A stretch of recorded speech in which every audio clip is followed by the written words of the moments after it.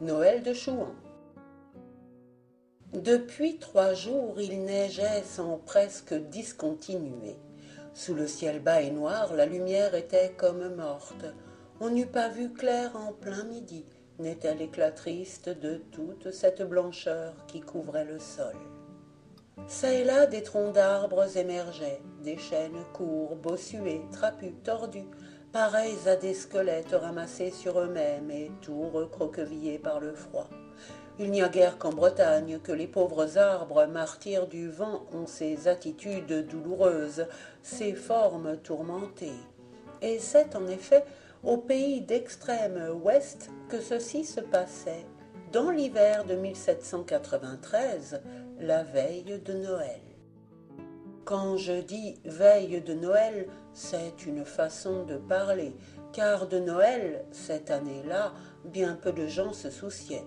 Et dans l'aspect des choses, on eût cherché en vain quelques signes annonciateurs de la nuit sainte.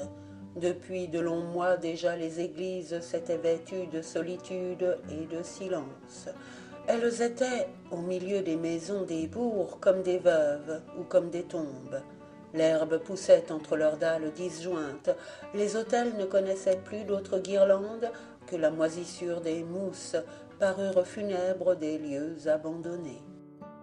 Les cloches, c'est le cas de le dire, s'en étaient allées au diable, ou bien pendaient à leurs joues, immobiles, sans âme ni voix. Et Noël sans les cloches, Noël sans les grêles sonneries qui tintent dans le vent par joyeuses volées. En vérité, est-ce encore Noël? L'étoile de la Nativité avait elle-même déserté le firmament. Pas une lueur ne veillait là-haut, pas une seule petite clarté ne filtrait à travers les amoncellements de nues si épaisses, si lourdes qu'elles semblaient de pierre, comme si on avait muré le ciel. Nue aussi était la terre, et vide, et en apparence inhabitée. On n'y voyait point trace de chaumière. La grande uniformité sinistre de la neige avait tout nivelé. On eût dit un paysage polaire. Tel devait être le monde avant que la lumière fût. Par instants, on entendait hennir l'invisible et sauvage troupeau des rafales, et des bruits de galops étranges retentissaient au loin dans les profondeurs de l'espace. Puis c'était de nouveau une paix sans limite, une sorte de stupeur universelle, et les flocons blancs se remettaient à tomber en silence, ainsi qu'une mystérieuse pluie d'atomes. Voici que soudain, dans la désolation de la steppe, une silhouette d'homme se montra, suivie d'une autre, puis d'une troisième. Il s'avançait à la file entre les deux rangs d'arbres qui marquaient la route. Sale corvée, tout de même, murmura en français l'un d'eux. Celui qui marchait en tête se retourna pour répondre. Vous pouvez être tranquille désormais, je suis certain d'être dans la bonne voie. Avant un quart d'heure, nous serons arrivés. Il portait le costume du pays vannetais, la veste en peau de mouton, la braie de berlinge noire serrée aux genoux et les guêtres en cuir. Tous trois étaient armés. Au-dessus de leur épaule, le canon d'un fusil pointait. À leur accoutrement et à leur mine, on les reconnaissait sans peine pour des chouans.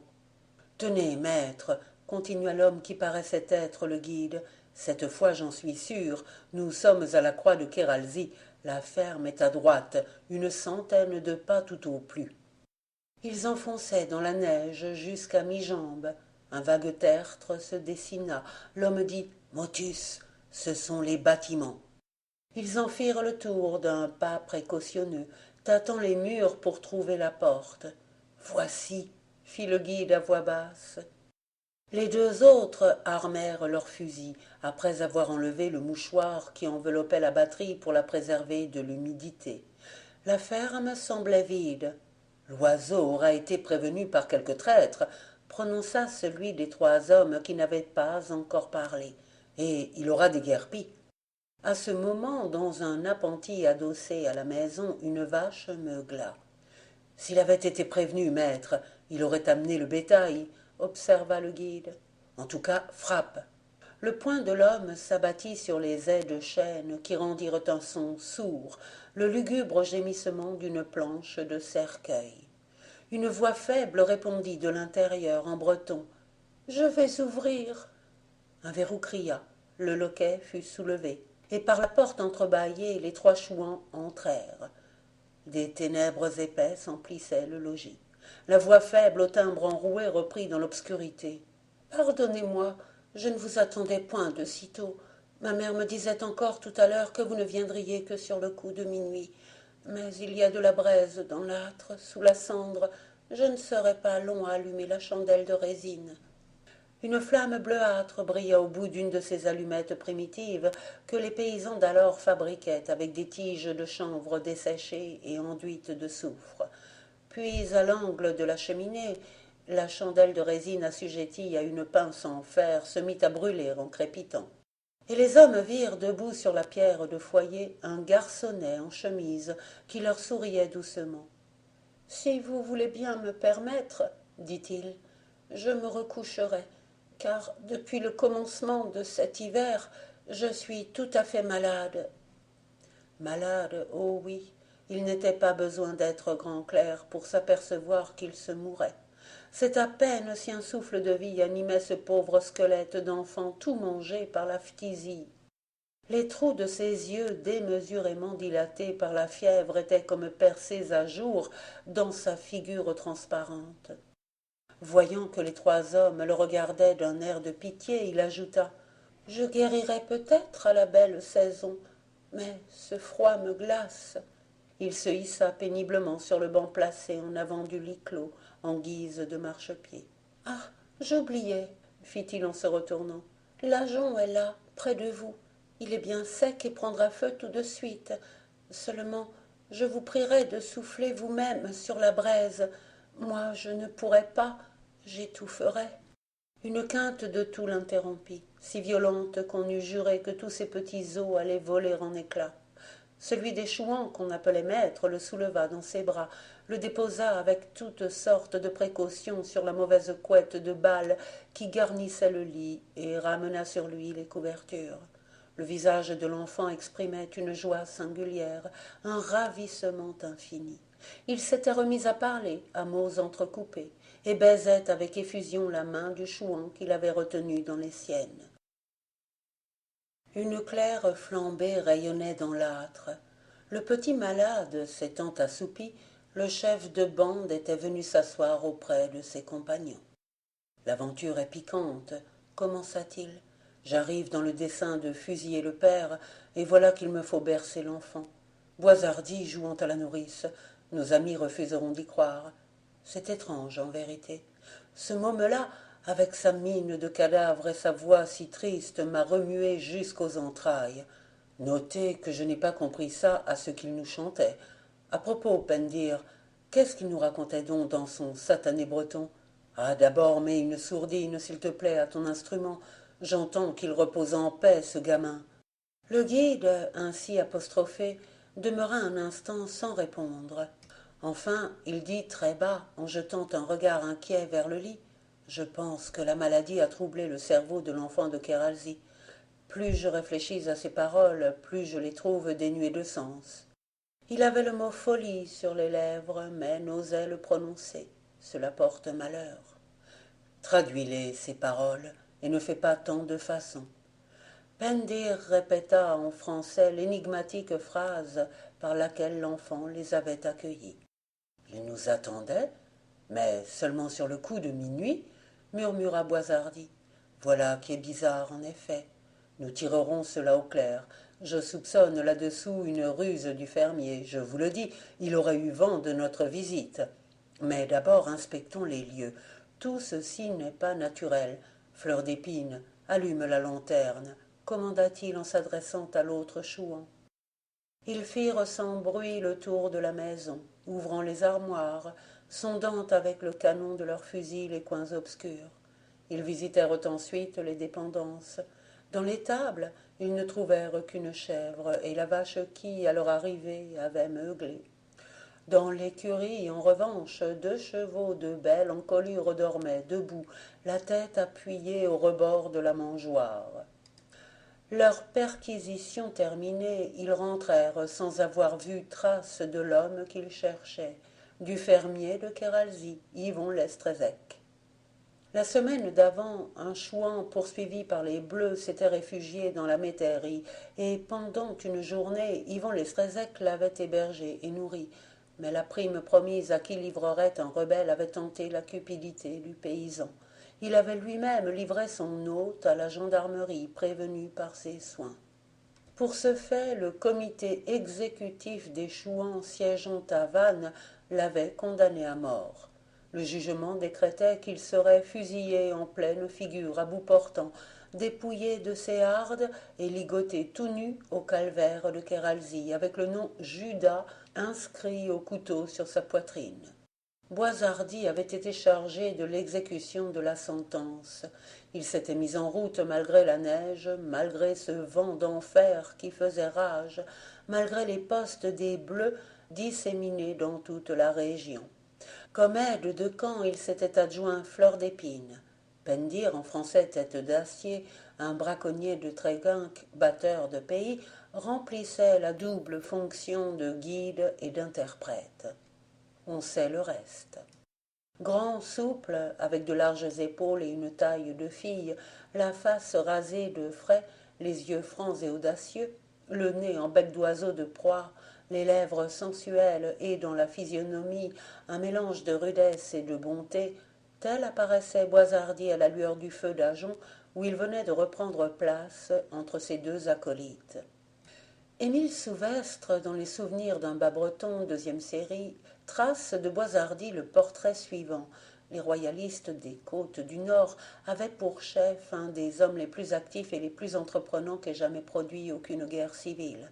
Ce chef était un gentilhomme obscur nommé Boishardy, qui avait vécu jusqu'alors uniquement occupé de chasser le loup et de courtiser les jeunes fermières. Les paysans qui le craignaient à cause de sa force et de son audace l'aimaient pour sa franchise familière, sa gaieté et ses élans d'une brusque bonté. Il ne s'était jamais donné la peine d'être meilleur ni plus mauvais que le hasard.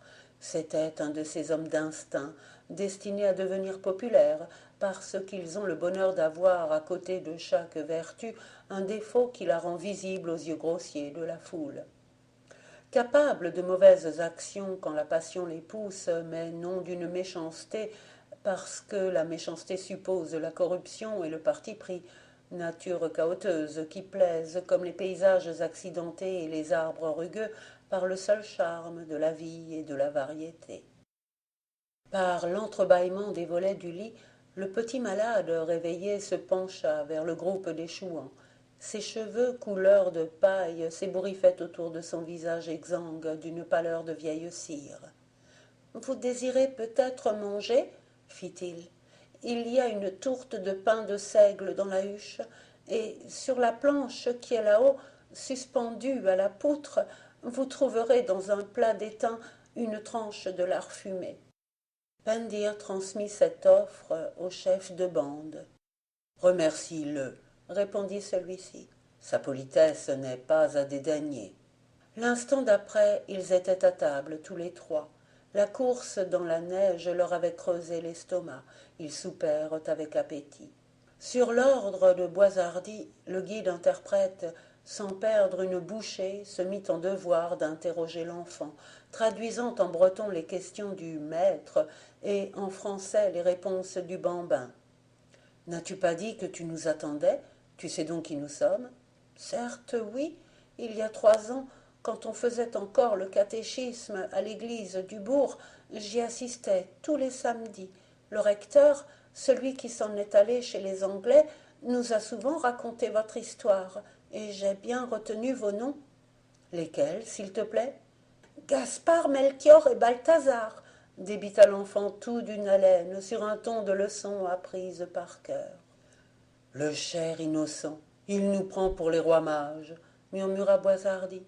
Pendir reprit. « Alors, ta mère t'avait averti que nous viendrions, mais comment a-t-elle pu te laisser seule, malade comme tu es ? » « Les temps sont durs, et nous ne sommes pas riches.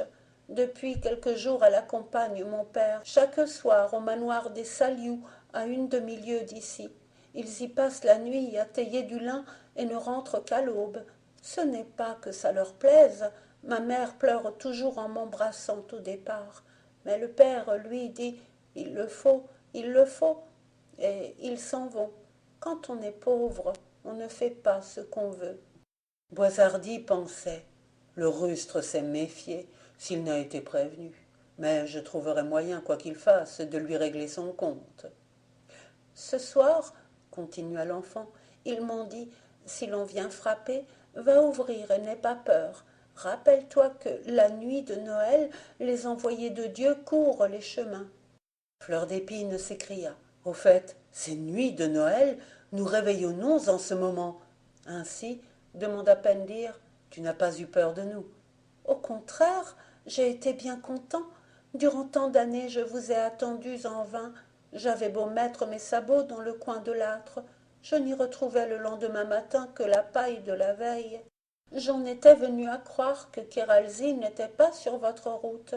Les autres de mon âge étalaient devant moi leurs jouets, un tas de belles choses peinturlurées que le Mabig Jésus leur avait fait distribuer par ses mages, ses bergers ou ses apôtres. Moi seul je n'avais rien. Je m'en allais pleurer de désespoir derrière le fournil, non pas tant à cause du cadeau que parce qu'il me semblait triste qu'on m'oubliât de la sorte. Ma mère tâchait de me consoler en me disant « Sèche tes larmes, petit Job, tu verras, l'année prochaine, les gens du bon Dieu t'apporteront un habit neuf, aussi bleu que le ciel, avec des boutons de nacre, aussi brillants que les étoiles. » Mais moi, je faisais non de la tête. Je n'avais plus foi. Si vous aviez tardé d'un Noël encore, je suis sûre que la peine que j'en aurais eue m'aurait tuée. Tenez, quand enfin j'ai entendu votre coup à la porte, j'ai pensé mourir de joie. Le pauvret dut s'interrompre. Dans sa gorge oppressée, sa voix râlait.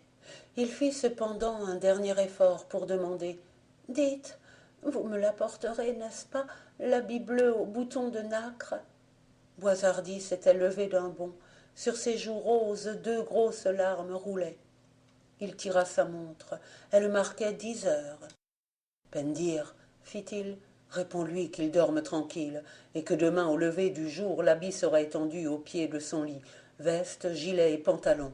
Vous autres, faites le quart jusqu'à mon retour, et, à la moindre alerte, égayez-vous. » Le terrible homme était déjà dehors. On entendit dans la cour le bruit d'un cheval qui s'ébroue, puis un hop sonore, puis un galop sourd bientôt étouffé dans le vaste silence des neiges. Blanches elles étaient les neiges, blanches d'une blancheur morne, blafarde, d'une blancheur de suaire, et sur les grandes étendues blêmes le ciel de plus en plus s'abaissait, comme un couvercle noir, comme la dalle immense d'un immense tombeau. Qui eût été cette nuit-là sur les routes, comme dit la chanson, se fût signé d'épouvante, croyant voir passer la bête de l'Apocalypse. Et c'était Boishardy qui s'en allait chevauchant, en quête d'un habit neuf pour le petit de Kéralzy. Cramponné à la crinière de sa monture, la joue collée à son poitrail pour mieux rompre la bise, il allait. Mais laissons parler ici la vieille complainte, composée, dit-on, par un tailleur de pierre, et que les bardes ambulants depuis lors ont fait entendre à tous les pardons. L'an 1793, la veille de Noël au soir, il faisait tel vent et telle neige que les corbeaux même se tenaient tapis dans le ventre creux des vieux chênes. La neige tombait, le vent soufflait. Les petits enfants sous le chaume étaient tristes et songeaient. Avec cette neige, avec ce vent, Jésus n'osera point descendre, en sorte que nos sabots resteront vides. Le vent soufflait, la neige tombait. Le fait est qu'il ventait si fort, il neigeait neige si épaisse, qu'il eût fallu à Dieu autant de courage pour descendre sur la terre des hommes que jadis pour gravir le Golgotha. La neige tombait, le vent soufflait.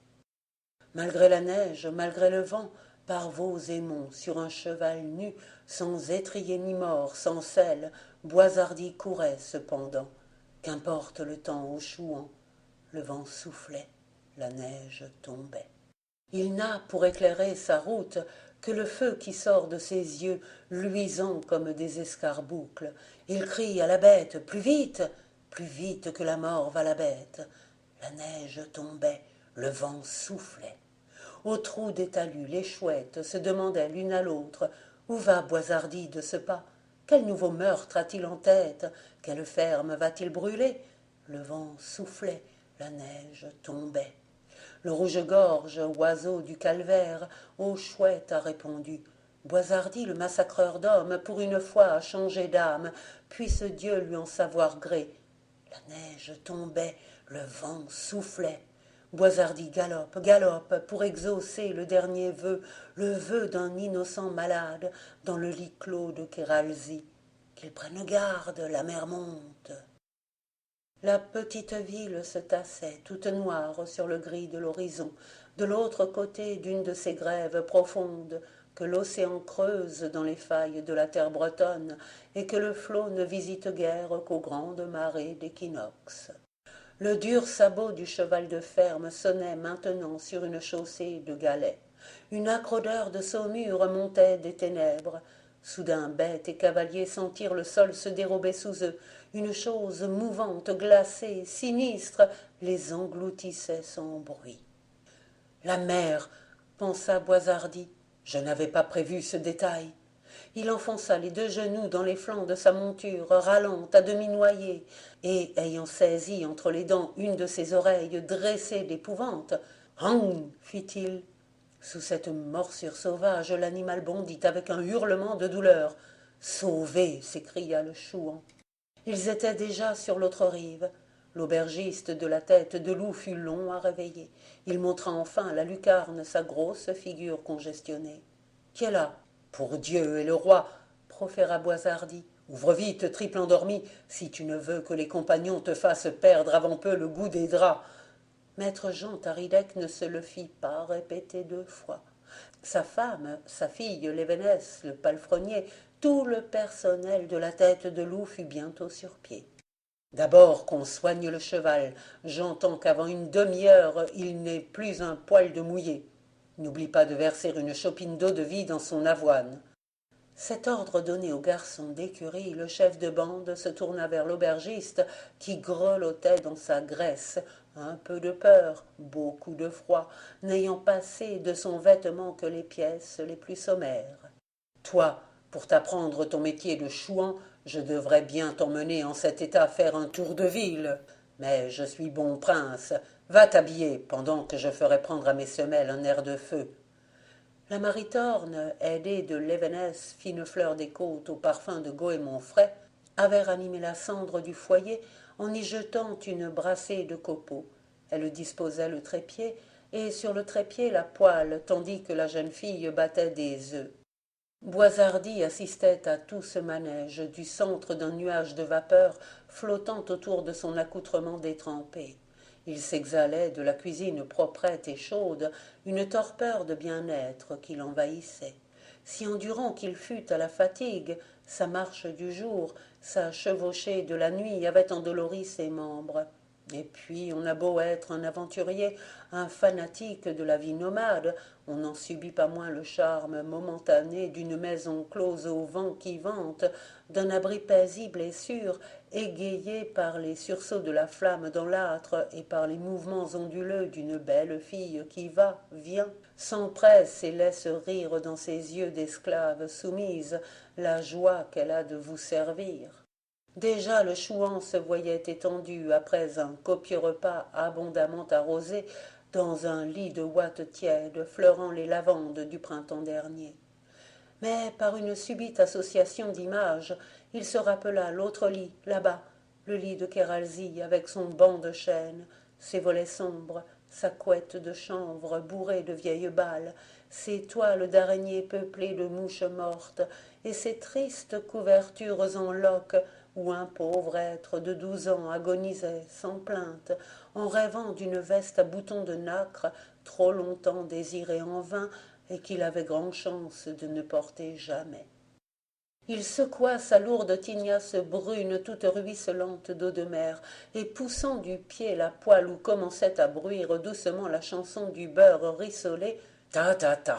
fit-il, « ramassez-moi toutes ces gâteries, j'ai bien autre chose en tête. » Maître Taridec descendait l'escalier, enveloppé dans une limousine, le cou entortillé dans une demi-douzaine de foulards. « À la bonne heure !» s'écria Boishardy. « Te voilà garanti contre les rhumes.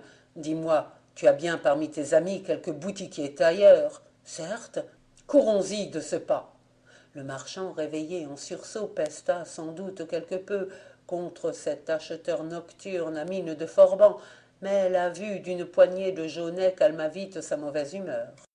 Justement, il avait là un habit d'enfant, tout ce qui se peut voir de plus délicieux, et moelleux, un pur velours. Touchez-moi cette étoffe. Les boutons, il est vrai, n'étaient point de nacre, mais ce fut l'affaire d'un instant de les changer. Au sortir de chez le tailleur, on passa chez le cordonnier, puis vint le tour de l'apothicaire. Le chouan s'y emplit les poches de fioles de sirop, de plusieurs zones de pâte de réglisse et d'un nombre indéfini de sachets de pastilles. À l'un des contreforts de l'église, qui pour le moment servait de grenier à fourrage, s'adossait l'échoppe d'un imagier. Mais rendons la parole à l'auteur inconnu de la complainte. Chez l'artisan faiseur de saints, Boishardy entre en dernier lieu. Boishardy entre, bourse en main, et sans marchander, il achète un bon Dieu d'ivoire. Le vent soufflait, la neige tombait. Il achète un blanc crucifix pour que l'enfant de Kéralzy ait, en mourant devant les yeux, celui qui mourut pour les hommes, le maître doux du paradis. La neige tombait, le vent soufflait. Entre le ciel noir et la terre blanche, de nouveau Boishardy galopait. Une fente s'était ouverte du côté de l'Orient dans la muraille sombre qui fermait le ciel, et une grise lumière, émanée d'une source mystérieuse, filtrait au flanc des nuages. C'était comme une promesse de jour après cette nuit sépulcrale qui semblait ne devoir jamais finir. Le cavalier put franchir la crique sans encombre. La mer s'était retirée au loin. Sa plainte basse, continue, s'entendait à peine, comme si, après avoir été furieusement surmenée par la rafale, elle s'en fût retournée battue et pleurante vers d'impénétrables solitudes. Sur la pente opposée, la bête tout à coup se cabra. Boishardy ne tarda pas à comprendre à quelle sorte de danger il avait affaire. Quelques flocons de fumée se balançaient au-dessus d'un bouquet d'aulnes. « Attrape, chouan !» avait crié une voix. Il donna si rudement du talon de ses souliers ferrés dans le ventre de sa monture que celle-ci s'enleva d'un bond. « Au cheval, visez au cheval !» hurla une autre voix. Une grêle de balles siffla, fauchant les ramilles menues, et Boishardy, désormais hors d'atteinte, se mit à agiter son feutre épinglé d'une cocarde noire en ricanant. « Tirez, tirez les bleus, taillez de la besogne pour les ramasseurs de bois morts !» Aux alentours de la ferme de Kéralzy, rien dans le paysage n'avait changé. C'était le même désert neigeux, le même silence. En passant au pied du calvaire, le bandit se signa, mais en même temps il marmonnait entre ses dents quelque chose qui ne devait pas être une prière, en juger par l'expression de férocité de sa figure. Les deux piliers qui marquaient l'entrée de la cour émergèrent. Boishardy fit entendre un cri strident et prolongé, un ululement d'oiseau nocturne. La porte de la maison s'entrebâilla aussitôt, et Fleur d'Épine se montra, suivie de Pendir. « C'est vous, maître ?»« C'est moi. Fleur d'Épine maintient la bête. Nous aurons encore besoin d'elle. Toi, Pendir, trouve-moi à l'écurie une corde quelconque, longe ou licole. Surtout, prends-la solide. » Quant à lui, il s'achemina vers la ferme, son ballot sur les épaules. L'enfant dormait, la tête tournée au mur. Boishardy étala sur le lit un à un les effets qu'il avait été quérir, rangea sur la table de cuisine les paquets de bonbons et les fioles, suspendit les souliers en évidence au manteau de la cheminée, puis, ayant posé le Christ d'ivoire entre les mains amaigries du pauvre malade, il se découvrit et murmura. Que le Dieu qui naquit à Noël te garde de souffrir longtemps. Pour nous, ajouta-t-il en se parlant à lui-même, dépouillons notre couronne de roi mage. À la besogne, Boishardy. L'enfant resta seul dans la pièce assombrie, seul avec le crucifix que le rouge reflet de l'âtre éclairait d'une lueur de sang. Le chouan avait rejoint ses compagnons. « Où allons-nous ?»« Au calvaire, et tâchez que l'animal ne vous échappe point. » Le cheval, encore tout fumant de la folle équipée qu'il venait de fournir, se refusa d'abord à marcher. Il reniflait désespérément du côté de l'écurie, où son frère de Labour, qui tout à l'heure avait reconnu son trot, ne cessait de hennir pour l'appeler. Boishardy lui larda la croupe de coups de couteau. Alors, comprenant sans doute qu'il ne gagnerait rien à résister, il s'abandonna au sort avec son doux fatalisme de bête. Il ne lança même pas une ruade quand, arrivés auprès de la croix, les brigands s'apprêtèrent à lui entraver les jambes. Garrotté au point de ne pouvoir plus se tenir debout, il s'abattit lourdement dans la neige, sans une plainte, se résignant d'avance à de pires extrémités. Le calvaire se dressait à l'angle d'un champ que bordait de hauts talus hérissés de broussailles surplombantes. Les trois hommes se couchèrent dans la douve, à l'abri de cette espèce d'auvent. Devant eux, de grandes masses de neige durcie formaient rempart. La tourmente s'était tue. Une haleine moins âpre soufflait de l'Occident. Les nuages se soulevaient comme s'il leur eût poussé des ailes. Une sorte d'animation silencieuse se faisait dans le ciel. À l'est, du fond des lointains pâles, un disque de pourpre violacé surgit. Un soleil sans flamme et sans rayon, un spectre d'astre, fatigué avant d'avoir entrepris sa course. Les chouans guettaient, fusils armés. Un groupe d'hommes venait par la route en causant. L'un d'eux dit « J'ai envoyé la ménagère par la traverse. Elle doit être à la ferme depuis déjà 10 bonnes minutes. S'il n'y a rien de nouveau, elle ne va pas tarder à me faire signe. » Il s'était arrêté, une main en abat-jour au-dessus des yeux. Il regardait dans la direction de Kéralzy. « La voilà !» cria un second. « Je la reconnais, elle secoue dans l'air un mouchoir. »« C'est donc que tout va bien, » répondit celui qui avait parlé le premier et qui n'était autre que le fermier du lieu. Il poussa de toute la force de ses poumons un « you » retentissant pour donner à entendre à sa femme que son signal avait été aperçu et qu'elle pouvait quitter sa faction. Puis, se tournant vers les paysans qui l'escortaient, « Il est inutile que vous m'accompagniez plus loin, les chouans ne m'auront pas encore cette fois-ci. » Il y eut de gros éclats de rire, un échange de lazzi campagnards, et l'on se sépara. Le fermier continua seul sa route. Il n'avait pas fait 100 pas qu'il vit jouxte le calvaire une grande forme étendue qui s'agitait confusément. C'était le cheval. Son flair l'avait averti de l'approche de son maître, et il essayait de se remettre sur pied, sans y réussir, battant le sol avec sa tête à coups sourds et précipités. « Eh mais !» s'exclama l'homme, « c'est Maugis ! Ah, les brutes, les bandits, se venger sur une pauvre bête. D'où, mon pauvre Maugis, on va te débarrasser de tes liens. » Il s'était agenouillé auprès de l'animal, tapotant son poitrail d'une main pour le faire tenir tranquille, tandis que de l'autre il tirait son couteau pour trancher la corde. « Feu !» commanda Boishardy. Le fermier tomba à la renverse, le crâne fracassé. Une des balles avait traversé l'orbite droite. « Est-ce visé, ça ?» ricana le chef de bande en montrant à ses acolytes le globe de l'œil qui pendait. Pendir dépouilla le cadavre de ses vêtements. En même temps, Fleur d'Épine enlevait au cheval son entrave qui allait servir à crucifier le traître. Maugis partit en trébuchant comme une bête saoule, et le fermier, dont le froid racornissait déjà les chairs, fut hissé sur la croix et amarré à l'arbre de granit. Avec la pointe d'un stylet, Boishardy grava un peu au-dessous des seins le nom de Judas.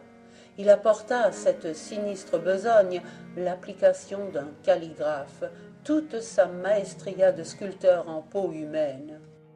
À la même heure là-bas, dans la cuisine que blanchissait le jour, l'enfant de Kéralzy, extasié, disait à sa mère « Si tu l'avais vu, Mam, comme sa figure était imposante et belle, je n'ai pas eu de peine, va deviner que c'était lui, Balthazar, le mage, fils de Japhet. Les deux autres, quoique rois, eux aussi, avaient l'air de n'être que ses serviteurs. Que de cadeaux, hein, que de cadeaux. Tu avais raison, Mam, il ne faut jamais désespérer. Je suis bien dédommagée cette fois de tous les Noëls où je n'ai rien eu. Et embrassant avec ferveur le Christ d'ivoire, il murmurait dans un transport de reconnaissance: Béni sois-tu, ô Dieu, et béni soit celui qui m'est venu visiter en ton nom.